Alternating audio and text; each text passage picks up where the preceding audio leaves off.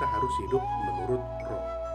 Roh itu adalah merupakan pengetahuan, pengertian, dan juga yang mengajari kita dan yang menuntun kita agar kita sama seperti Kristus, yaitu yang selalu menunjukkan kasih dari kerajaan surga. Shalom, selamat pagi Bapak Ibu yang terkasih dalam nama Tuhan Yesus Kristus, dimanapun berada pada saat ini. Senang sekali bertemu kembali di Sopotanyang Channel di hari yang baru, di hari Selasa, tanggal 20 Juli 2021. Kiranya kita tetap semangat untuk menjalani satu hari ini, dan kiranya Tuhan Yesus memberikan kesembuhan buat seluruh jemaat yang sakit, dan Tuhan Yesus memberkati yang mencari pekerjaan dan yang bekerja untuk satu hari ini, dan Tuhan Yesus memberikan kepintaran dan kerendahan hati buat anak-anak Tuhan yang menuntut ilmu. Untuk menikmati satu hari ini, baiklah kita mendengarkan sapaan firman Tuhan yang akan memberikan kekuatan dan semangat baru kepada kita. Firman Tuhan diambil dari Roma pasal 8 ayat 17. Demikian firman Tuhan.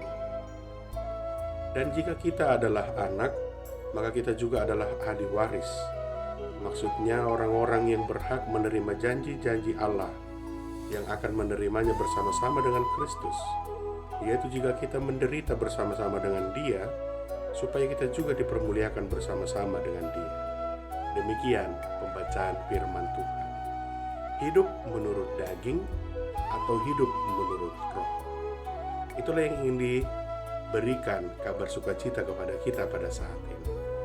Jika kita adalah merupakan anak Allah, maka kita harus hidup menurut roh.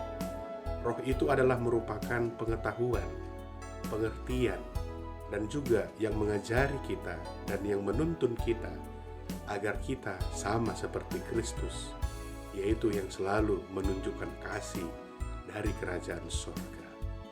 Pada saat ini, akhir-akhir ini banyak sekali manusia tersebut hidup menurut daging.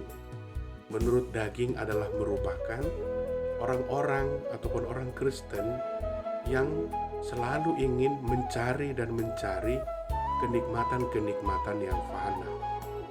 Dia tidak menyadari bahwa dia adalah merupakan orang-orang tebusan yang sudah ditebus oleh Kristus, yang sudah diselamatkan oleh Yesus Kristus di kayu salib. Akan tetapi karena dia merasa hidup ini harus enak-enak saja, tidak mau memikul salib ataupun memikul penderitaan tersebut, dia memilih jalan pintas, yaitu hidup menurut daging. Bagaimana kita sebagai orang Kristen, orang-orang yang sudah ditebus oleh Yesus Kristus? Apakah kita masih mau hidup menurut daging?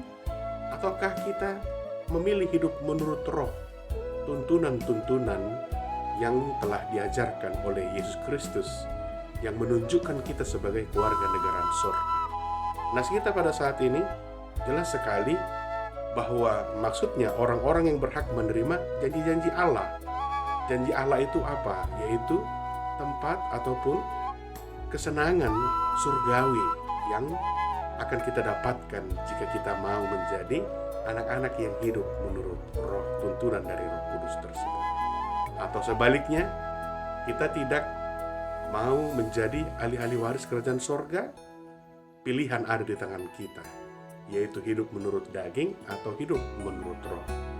Itulah yang harus kita pilih dan yang harus kita renungkan di dalam kehidupan kita sebagai orang Kristen.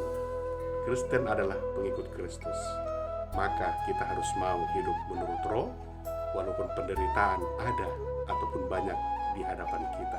Jangan takut, Tuhan Yesus selalu menyertai kita.